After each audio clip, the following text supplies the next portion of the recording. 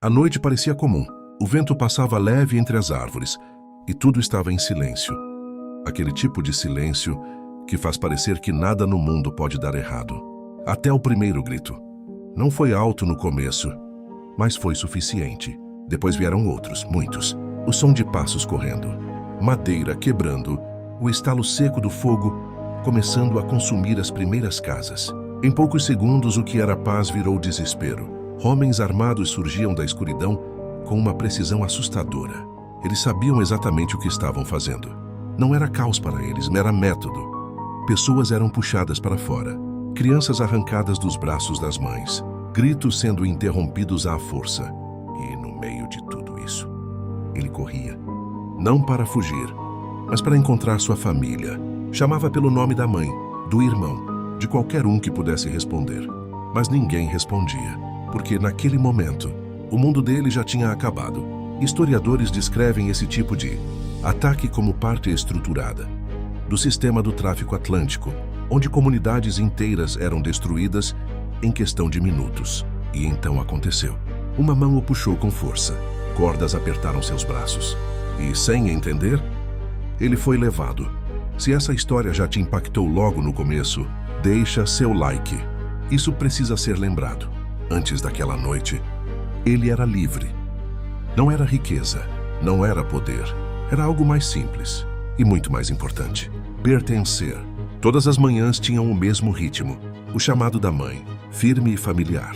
O som do irmão correndo atrás dele, tentando imitar tudo o que fazia. As conversas, as risadas, as pequenas rotinas. Nada parecia extraordinário, até desaparecer. Porque o que foi levado naquela noite não foi só o corpo dele, foi a vida inteira. Pesquisas mostram que a escravidão não começava no trabalho forçado. Começava na destruição da identidade, na ruptura completa dos laços familiares.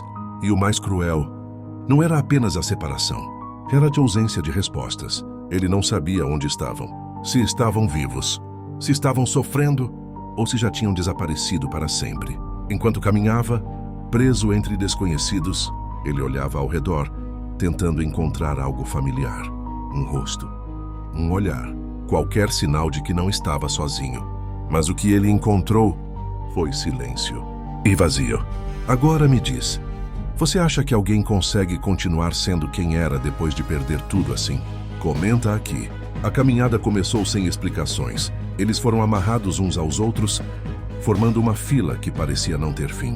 Ninguém dizia para onde estavam indo, mas todos sabiam que não havia volta. O tempo começou a se dissolver. Dias se misturavam. O sol queimava durante horas intermináveis. À noite, o frio tomava conta. A fome chegou rápido, a sede mais ainda.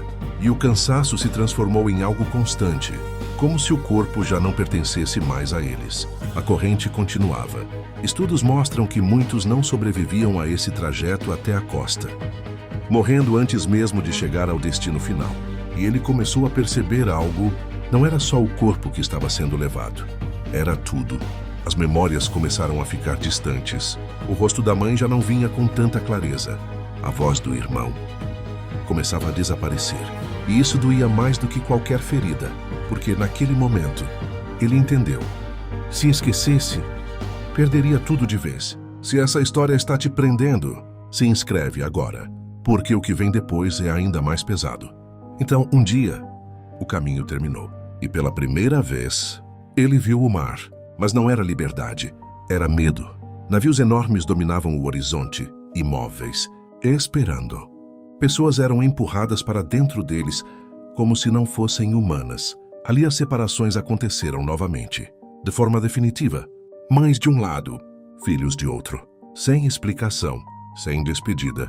Historiadores descrevem esse momento como um dos mais traumáticos de toda a experiência da escravidão, onde a ruptura familiar se tornava irreversível. E então, ele entrou. O ar mudou. Pesado, denso, quase impossível de respirar. O espaço era apertado, escuro. Pessoas amontoadas umas sobre as outras. Correntes, gemidos, silêncio quebrado apenas pela dor. E ali, algo dentro dele começou a mudar. Mas isso não era o pior. O que aconteceria dentro daquele navio iria transformar tudo. Você acha que alguém conseguiria sair disso sem mudar completamente? Quero saber sua opinião. Os dias deixaram de existir. Não havia manhã, nem noite. Apenas sobrevivência. O calor era sufocante, o ar quase inexistente. Doenças se espalhavam rápido. A fraqueza era inevitável. Alguns gritavam, outros paravam. Relatos históricos mostram que a travessia do Atlântico, conhecida como Middle Passage, foi uma das fases mais mortais e traumáticas do processo. E em meio a tudo isso, ele percebeu algo que nunca imaginou. Ele não sabia mais quem era. Seu nome já não era chamado. Sua história já não era lembrada. Ele ainda estava vivo, mas tudo que ele era estava desaparecendo. E talvez isso fosse ainda pior do que morrer. Se isso te impactou, compartilha esse vídeo. Essa história não pode ser esquecida. Depois de um tempo que ninguém conseguia mais medir, o navio parou. Terra. Mas não era o fim. Era apenas o começo de algo ainda mais cruel. Pessoas sendo levadas, separadas, vendidas. E no meio daquele caos, ele ouviu algo. Um nome. Seu nome. Alguém ainda lembrava. Mas quem? E por quê? E o que isso significava naquele lugar? Essa resposta mudaria tudo. Quando seus pés tocaram o chão, ele pensou que o pior tinha acabado. Mas não tinha. O ar era diferente, pesado, estranho. O cheiro era de terra. Suor e algo que ele não conseguia reconhecer, mas que parecia errado. Eles foram alinhados, como objetos, um ao lado do outro. Pessoas passando, olhando, tocando, analisando, como se estivessem escolhendo animais. Historiadores descrevem que, ao chegarem às Américas, os africanos eram frequentemente inspecionados fisicamente, avaliados por idade, força e aparência, antes de serem vendidos. E foi nesse momento que ele entendeu. Aquilo não era resgate, era venda. O nome dele não importava mais. Nada importava. Apenas o que ele valia. E então, começou. Se isso já te causou desconforto, comenta parte 2. Porque o que vem agora é ainda mais pesado. O barulho era alto. Vozes gritando números. Pessoas discutindo preços, risadas. E no meio disso, seres humanos sendo vendidos. Um por um. Sem escolha, sem voz. Famílias que ainda tinham sobrevivido até ali foram destruídas naquele momento, para sempre. Mães imploravam, filhos choravam, alguns tentavam se agarrar uns aos outros, mas eram separados à força. Registros históricos mostram que os leilões foram responsáveis por algumas das separações familiares mais traumáticas de todo o sistema escravista. E então, chegou a vez dele, empurrado para frente. Olhares sobre ele, mãos tocando seus braços, seus ombros, como se ele não estivesse ali, como se já não fosse humano. Um número foi dito, depois outro, e então, silêncio. Alguém fez a última oferta e tudo acabou. Em segundos. Você acha que existe algo mais cruel do que isso? Quero ler sua opinião aqui. Ele foi levado, sem explicação, sem tempo, sem despedida. Não que ainda houvesse alguém para se despedir.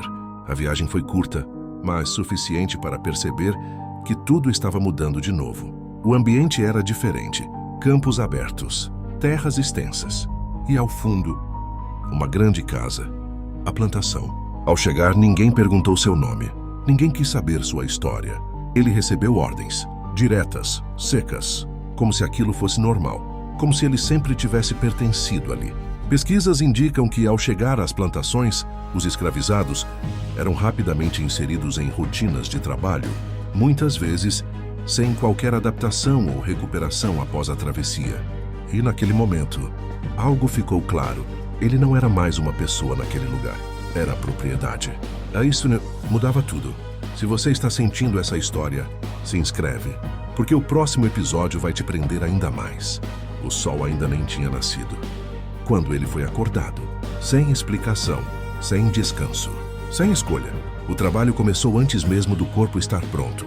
Movimentos repetitivos, peso, cansaço, supervisão constante, olhos observando cada erro, cada pausa, cada sinal de fraqueza. E pela primeira vez, ele percebeu algo diferente. O silêncio. Não aquele silêncio da noite, mas o silêncio das pessoas. Olhares baixos, movimentos automáticos, como se todos ali já tivessem desistido de lutar. Ou talvez aprendido que lutar não adiantava. Mas isso não era o pior, porque naquele lugar existiam regras, regras que ele ainda não conhecia, e quebrar qualquer uma delas tinha consequências.